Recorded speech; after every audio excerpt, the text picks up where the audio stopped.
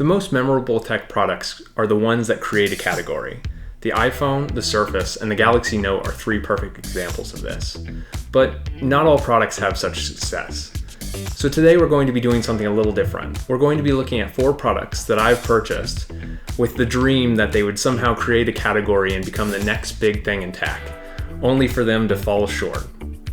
Let's get started. Ages ago, when Windows phones still walked the earth and Nokia was still a couple years away from selling their smartphone division to Microsoft, I saw an advertisement for this. This is the JBL PowerUp. It was a partnership between JBL and Nokia, and while it might look like a standard Bluetooth speaker, it actually had a couple of tricks up its sleeve. First of all, there's this convenient little wireless charging pad on the top, so you can drop your phone on and top up while you're listening to music. In order to connect quickly, there's this fancy little NFC tag at the front that allows you to connect directly to the Bluetooth on this unit. There's also audio controls on top, as you'd expect. Now, when this first released, I was really excited to get it because at the time I did have a Windows phone with wireless charging. But unfortunately, wireless charging wasn't as popular then because Apple had yet to enable it on their iPhones. And the JBL PowerUp probably performed quite a bit worse than Nokia and JBL had expected it to. Now, there are still other speakers on the market that do similar things, but just not quite as big as I would expect when I first saw this advertised. If you haven't heard already, Kickstarters seem to fail more often than they succeed. And every now and then you've got a big success, an awesome product is released through Kickstarter, but more often you've got products like JBL and Noki. Now, the Noki was advertised as making any surface smart. It's a smart home accessory that allows you to mount it to any hard surface, be it wall or table, and then it would be sensitive to knocks. So you would basically code different smart home activations into different knock combinations. Now, when I first saw this, I was really excited because while I'm not this big smart home buff, I do like listening to music around my apartment. So the use case for the Noki for me was that I would mount it on my wall, and when I was listening to music on one of my smart displays or smart home speakers, then I could just knock the wall when I wanted to fast forward to the next song rather than saying, okay. And while that doesn't seem to drive that much utility, I tend to fast forward a ton of songs at a time, so I'd skip through 3 or 4 songs, and it would be a lot easier with a series of knocks rather than having to say that over and over again. Unfortunately, that didn't work out. While Noki was really good to deliver these within a reasonable time of their estimated delivery date, unfortunately there was a lot of software that did not come with it. And even now, years after I received this device, it still says coming soon for the music controls in the Noki app. Now, I don't think it's ever going to show up. And unfortunately, I don't have enough smart home devices like Hue lights to make use for this. And so it's been gathering dust in my closet for years and years until they finally release the software update, or I can release a video just like this. The iPod Shuffle was the coolest and most convenient iPod of them all. Come at me. But unfortunately, Apple doesn't make the option to stream your music wirelessly in a compact device. But thankfully, Mighty Audio does. Now, you might have never heard of Mighty Audio. This is the unfortunately named Mighty Vibe, a compact MP3 player with the added bonus of being able to download Spotify and Amazon Prime playlists directly to the device. Now, when I first saw this advertised, I immediately paid the $85 to buy it, because when I go on runs, I don't like to carry around those big armbands that always seem to come off or the Velcro stops working. And so this was a great solution for me since I like listening to music. Unfortunately, it works great in theory. While generally the music is high enough quality and it works properly, it doesn't work as seamlessly as you might expect if Spotify or Apple had released a similar product.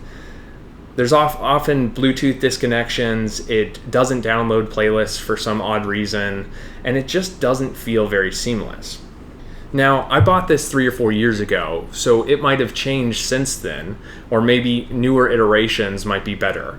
But I really wish Spotify could take this and create their own hardware device that would be tailor-made for listening to music without having to tap around a screen or carry a big phone around when you're going on a run. The concept of a traditional tablet is slowly fading away as Apple, Microsoft, and Samsung slowly converge into two-in-ones that are more productivity-driven rather than media consumption-driven. So naturally, all tablet manufacturers are looking for new ways to add functionality into their tablets to avoid getting cannibalized by large phone sales. This is the Lenovo SmartTab M10. It appears like a normal Android tablet until you dock it into its included docking station, which makes it a smart display. Now this works like any other Amazon Echo product. It connects via voice and it can play music or videos or anything like that. Really cool concept, but unfortunately it doesn't work as well as you might expect. The Bluetooth connection is pretty poor, the screen is absolutely terrible, and I really wouldn't recommend anyone buying this unless you wanted a really cheap tablet to hand to your kids. The experience is quite terrible, and it was really disappointing for me. Now, Lenovo does now make a higher end model of this and a new iteration that has a slightly better processor, but I wouldn't expect the same experience as you would get on a Galaxy Tab, a Microsoft Surface, or an iPad. Now, my only hope is that Microsoft, Samsung, or Apple release a similar docking station for their tablets to give the smart home display functionality the way this should, and hopefully they do better in doing so. But until then, this is just going to be another cool product that I end up not using because it just doesn't function as well as I'd hope. All of these products are evidence of the fact that the success of a product isn't purely based on it being a good idea, but instead based on the execution of the product and how well it's sold. Now, execution can be defined in many different ways, but they include the publicity of a product, the accessibility of a product, and its timing. Now, the publicity of the product should be obvious. It comes from marketing and strategy behind the device. I would argue that the Samsung Galaxy Note line is not necessarily successful because of its S Pen, but instead Samsung positioning it as the halo device for Samsung with all of the features baked in.